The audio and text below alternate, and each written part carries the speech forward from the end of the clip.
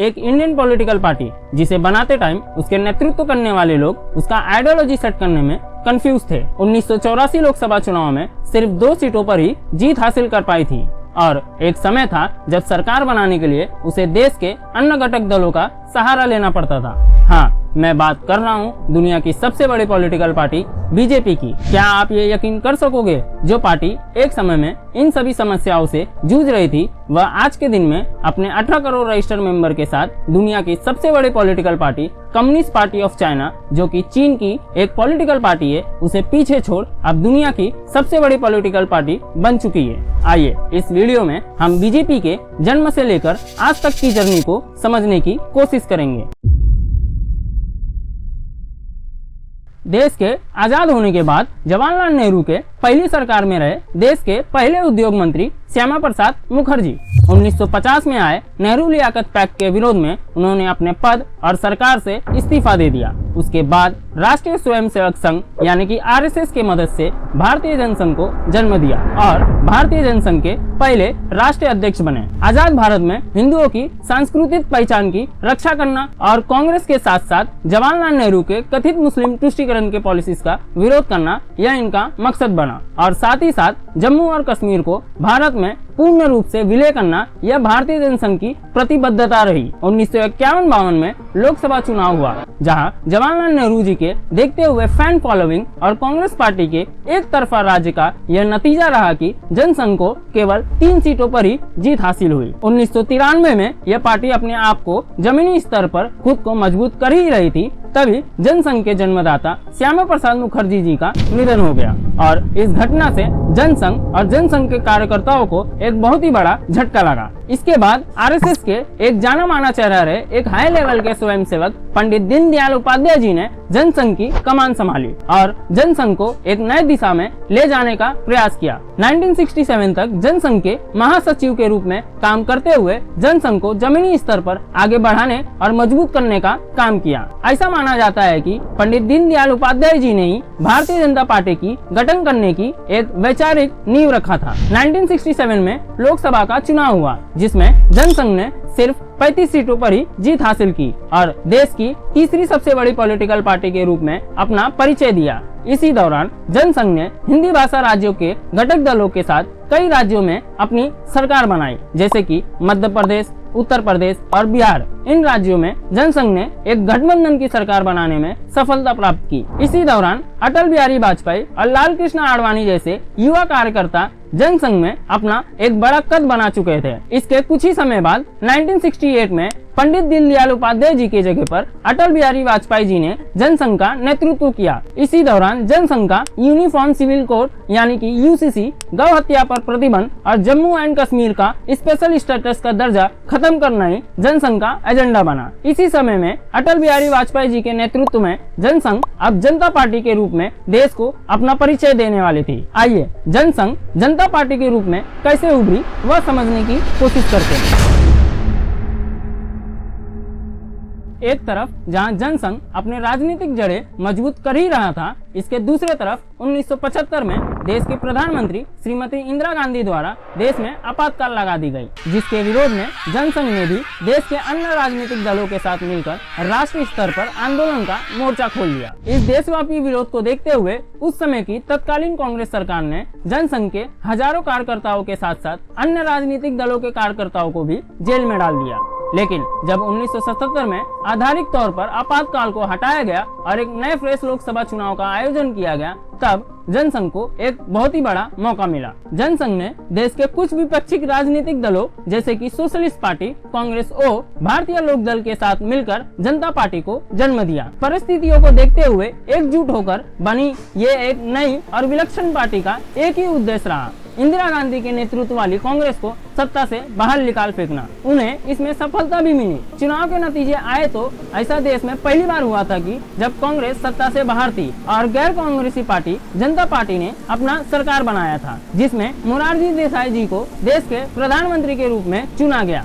इस सरकार में सबसे ज्यादा शेयर जनसंघ का ही था। जनसंघ ने कुल 93 सीटों पर जीत हासिल की थी, जो कि जनता पार्टी को मिली कुल सीटों का 31% का शेयर था। इस कारण से यह गठबंधन की सरकार में जनसंघ के नेता रहे अटल बिहारी वाजपेयी जी को विदेश मंत्री नियुक्त किया गया। यह गठजोड़ की सरकार बन तो गई थी, लेकिन इसमें मिली सभी दलों के बीच सामंजस्य का अभाव था। यह इसलिए भी था क्योंकि इस पार्टी में मिली हर एक दलों के विचारधारा एक दूसरे से काफी अलग थे। इसका यही कारण रहा कि जनता पार्टी के एक घटक दल ने आरएसएस सहयोगी जनसंघ के सदस्यों को यह दो तरफा सदस्यता को रद्द करने का प्रस्ताव रखा। इस प्रस्ताव को जनसंघ के सदस्यों ने मानने को इनकार कर दिया। इसका यही कारण रहा कि जनता पार्टी के कुछ सदस्य जनता पार्टी सेक्युलर के रूप में इस सरकार से अलग हो गए। इसका नतीजा यह रहा कि मेलजोल की बनी मोरारजी देसाई की सरकार गिर गई। इसके बाद जो हुआ वह भारत देश की राजनीति को पूरी तरीके से बदलने वाला था, क्योंकि आज के समय की दुनिया की सबसे बड़ी political party Bharatiya Janata party का जन्म होने वाला था।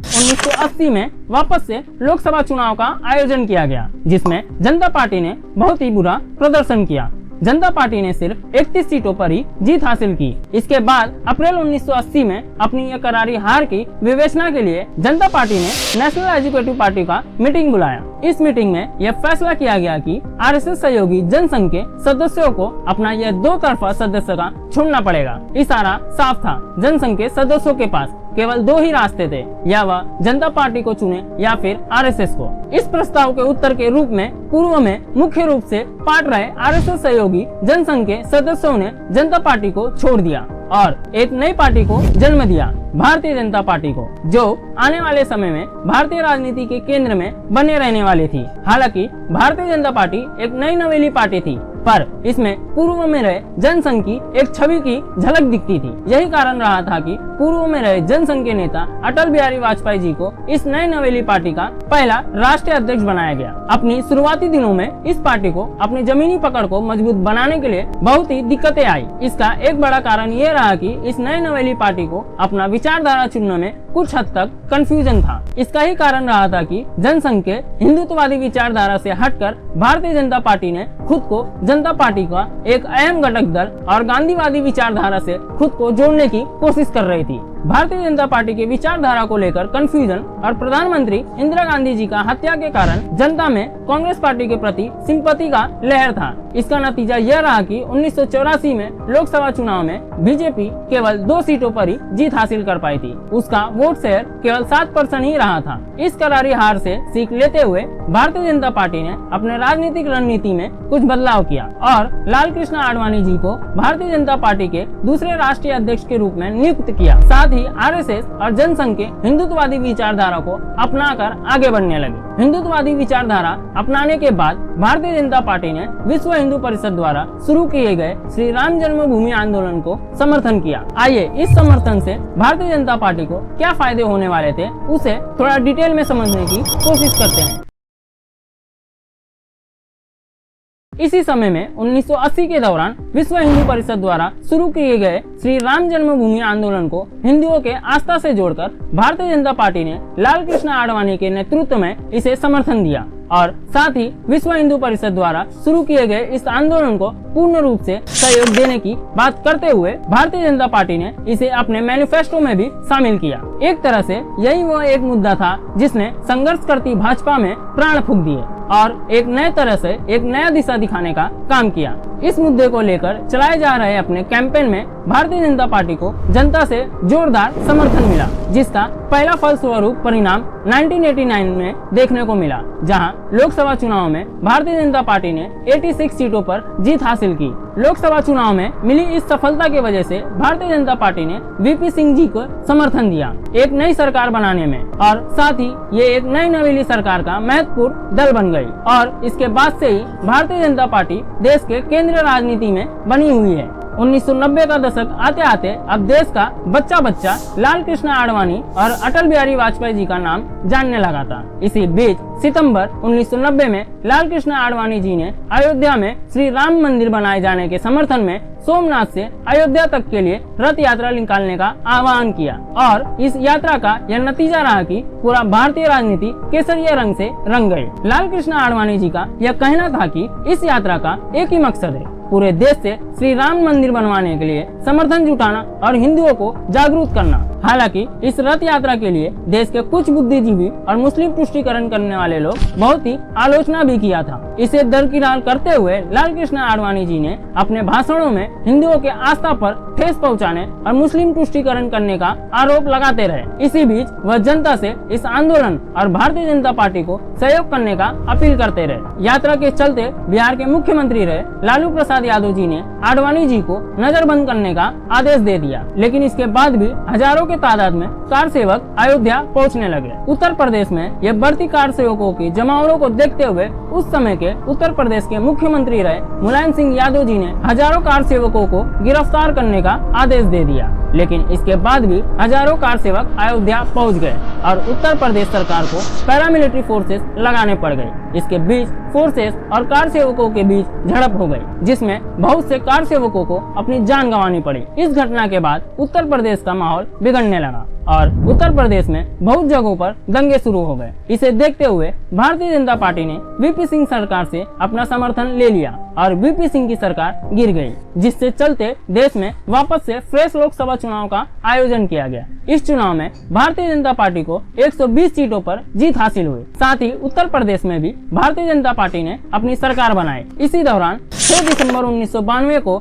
एक नया मोड़ आया। राष्ट्रीय स्वयंसेवक संघ और उनके सहयोगी दलों ने मिलकर एक रैली का आयोजन किया, जिसमें भारतीय जनता पार्टी और विश्व हिंदू परिषद के 1 लाख से ज्यादा सदस्यों ने हिस्सा लिया। यह रैली अयोध्या के उसी विवादित राम जन्मभूमि स्थल के पास हो रही थी, लेकिन उसी दिन यह रैली संदिग्ध परिस्थितियों में उग्र हो गई और इसमें शामिल लाखों की भीड़ ने विवादित बाबरी ढांचा पर हमला कर दिया और उसे तहस नहस कर दिया। इस घटना का यह परिणाम रहा था कि आने वाले कुछ हफ्तों तक हिंदू मुस्लिम के दंगे के रूप में भारत के कई हिस्सों में फैलती रही और देश भर में हुए इन दंगों में हजारों के तादाद में लोगों की जान चली गई। इस घटना के बाद सरकार ने विश्व हिंदू परिषद को बैन कर दिया और साथ ही साथ लाल कृष्ण आडवाणी और अन्य भाजपा नेताओं को भीड़ को उस्काने और उग्र भाषा देने के आरोप में गिरफ्तार कर लिया। इस घटना के बारे में बहुत से इतिहासकारों का यह मानना है कि यह एकाएक हुई घटना नहीं, बल्कि सोची समझी पहले से निर्धारित योजना थी। इसी संदर्भ में 2009 में जस्टिस मनमोहन सिंह लिबिहान की रिपोर्ट में भाजपा के कई बड़े नेताओं जैसे कि लाल कृष्ण आडवाणी, अटल बिहारी वाजपेयी, मुरली मनोहर जोशी जी के साथ कुल 68 लोगों को इस घटना का दोषी माना गया। इस रिपोर्ट के अनुसार उनके भाषणों और बहकावे में ही बाबरी मस्जिद को डिमोलिश किया गया था। साथ ही उस समय के उत्तर प्रदेश के कल्याण सिंह के सरकार को भी इस घटना में शामिल माना गया, लेकिन 30 दिसंबर 2020 के सुप्रीम कोर्ट के आए हुए फैसलों में इन सभी को दोषी न मानते हुए क्लीन चिट दे दिया गया। इसी दौरान भारतीय जनता पार्टी ने रथ यात्रा के अलावा एक और यात्रा की थी। 11 दिसंबर 1951 में उस समय के भारतीय जनता पार्टी के अध्यक्ष मुरली मनोहर जोशी द्वारा किया गया एकता यात्रा। यह यात्रा देश में एकीकरण का संदेश देने के लिए कन्याकुमारी से शुरू की गई थी और 14 राज्यों से होते हुए 26 जनवरी 1992 में श्रीनगर में लाल चौक पर तिरंगा फहराने के साथ खत्म हुई। लेकिन भारतीय जनता पार्टी के इन दोनों ही यात्राओं के आयोजन में भारत के वर्तमान प्रधानमंत्री श्री नरेंद्र मोदी जी ने एक अहम किरदार निभाया था। ऐसे में यह कहना गलत नहीं होगा कि भारत का भावी नेतृत्व भी इन्हीं आंदोलन के बीच तैयार हो रहा था, लेकिन भारत की सत्ता नए नेतृत्व के हाथों में सौंपे जाने में अभी 2 दशकों का समय शेष था। तो इसी बीच इन 2 दशकों में भारतीय जनता पार्टी का क्या हुआ, आइए वह समझने की कोशिश करते हैं।